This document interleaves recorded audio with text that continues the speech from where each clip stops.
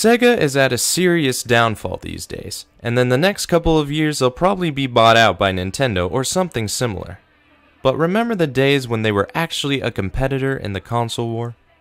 I sure as hell don't because I wasn't born in that time, but with their own Sega Genesis, they took some of Nintendo's massive market share.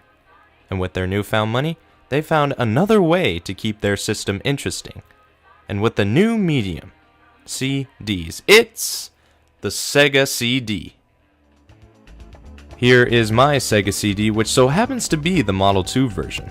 The Model 1 is an uncommon peripheral, and it's like a regular DVD player where it pops out, and it also looks better on a Model 1 Genesis. This Sega CD was mainly made for the Model 2 Genesis, but if you happen to attach a Model 1 Genesis to a Model 2 CD, you can get a stick of plastic to hide the excess fat. The Sega CD neatly connects into the expansion slot of the Sega Genesis like so. Kids, this is what mating looks like. The Model 2 Sega CD is of course smaller and opens on the top. The peripheral was somewhat marketed as its own system, so much so that it needs its own AC adapter. Double the Sega, double the power.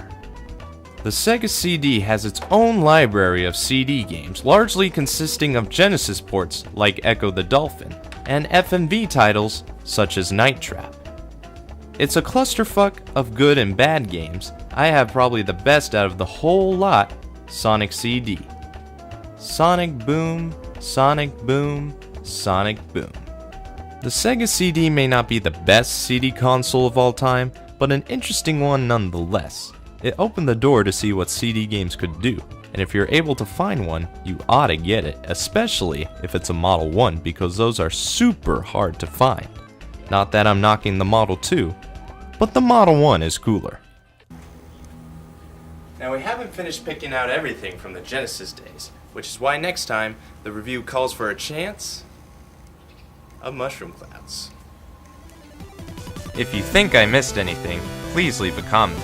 If you like what you see, leave a like. If you think others could get knowledge out of this, share this video. And if you want to see more, go ahead and subscribe. Now if you'll excuse me, nostalgia is calling.